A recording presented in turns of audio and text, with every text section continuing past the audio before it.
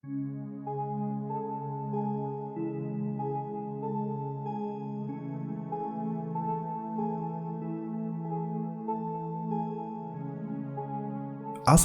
Desa Pasiripis, Kecamatan Kertajati, Kabupaten Majalengka.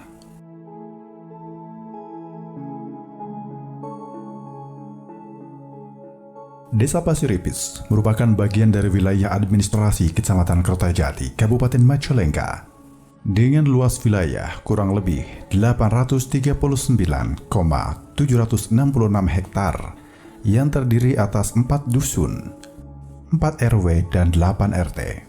Sedangkan jarak dari Desa Pasiripis ke ibu kota kecamatan kurang lebih 6 km, jarak ke ibu kota kabupaten kurang lebih 30 km, dan ke ibu kota provinsi kurang lebih 102 km. Secara geografis, Desa Pasiripis merupakan wilayah dataran dengan ketinggian 50 hingga 100 meter di atas permukaan laut, terdiri dari sawah dan tegalan, dengan suplai 2 mata air, yaitu Rawa Telik dan Rawa Cicabe. Desa Pasiripis, sebuah desa di wilayah Kecamatan Kertajati, Kabupaten Majalengka, yang dilewati poros jalan raya Kadipaten Jati 7. Sebelah utara, berbatasan dengan areal pabrik gula Jati 7. Sebelah timur, berbatasan dengan Desa Panyingkiran, Kecamatan Jati 7, dan sebelah selatan berbatasan dengan Desa Biawa, Kecamatan Jati 7, serta sebelah barat berbatasan dengan Desa Sukakerta.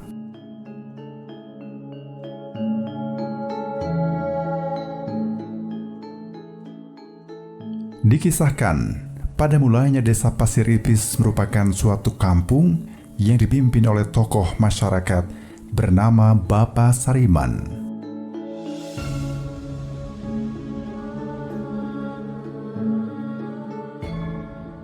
Kampung ini masih menginduk ke pemerintahan Desa Biawak. Menurut cerita, pada tahun 1817 Mahaprabu Demak akan meminang putra mahkota Sinun Cirebon.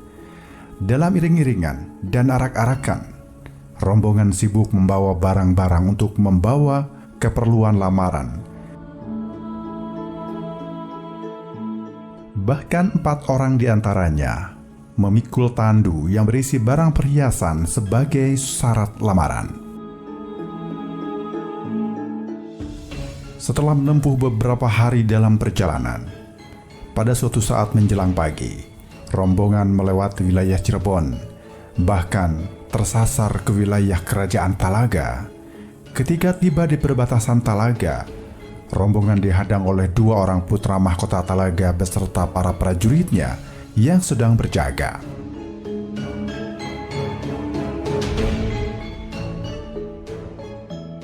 Mereka kaget dengan kedatangan para rombongan kerajaan Demak tanpa ada kabar sebelumnya. Akhirnya, rombongan itu pun dicegat dan dihentikan oleh putra mahkota, yaitu Raden Pucuk Umum dan adiknya Ki Ageng Sela Pandan, dan langsung memberi teguran keras.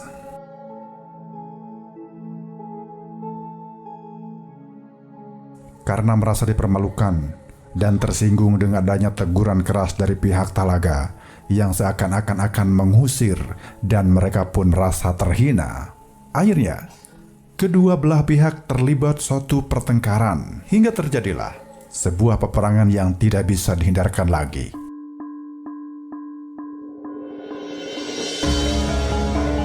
Karena kalah jumlah dan peralatan, akhirnya putra mahkota Talaga pun mundur tunggang langgang.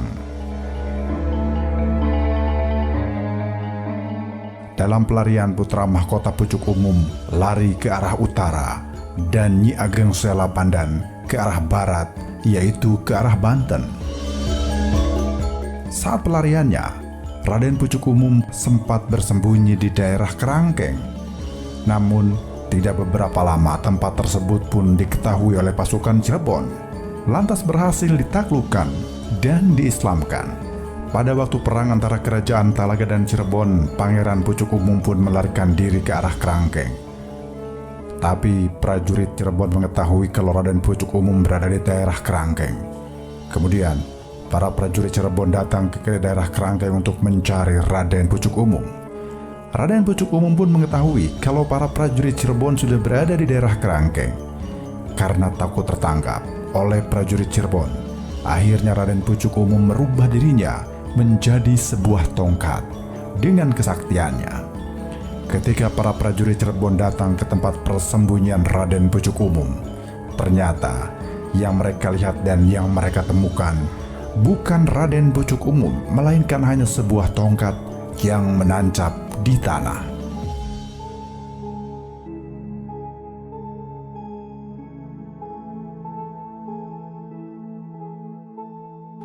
Para prajurit Cirebon merasa heran dengan tongkat tersebut. Akhirnya mereka pun mencoba untuk mencabut tongkat tersebut. Namun tongkat tersebut seperti melekat kuat di atas bumi, dan mereka pun tidak bisa mencabut tongkat tersebut, dan tidak ada yang berhasil mencabut tongkat tersebut. Setelah itu, para prajurit kembali ke Cirebon tanpa membawa hasil apapun. Setelah para prajurit Cirebon kembali ke Cirebon, Raden Pucuk Umum berusaha untuk mengembalikan dirinya menjadi manusia. Namun apa yang terjadi? Usaha Raden Pucuk Umum pun untuk berubah kembali menjadi manusia gagal, dan Raden Pucuk Umum pun tetap menjadi tongkat untuk selamanya.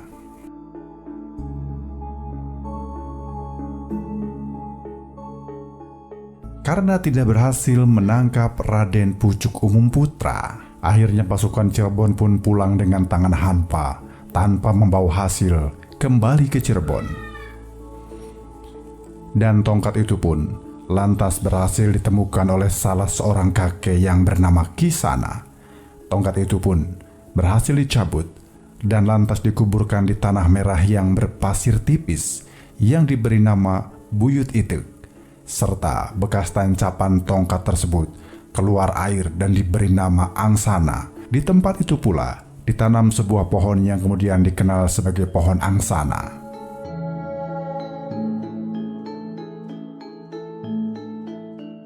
Bermula dari situ, tempat tersebut dinamakan Pasir Ipis. Desa Pasir Ipis pun memisahkan diri dari Desa Biawak. Pada tahun 1870, Desa Pasir Ipis pun dimekarkan menjadi 3 desa, yaitu Desa Pasir Ipis, Sukakerta, dan Sukamulya. Pemimpin pertama, Bapak Sariman, tahun 1870 hingga 1890, menjabat sebagai kepala desa pertama.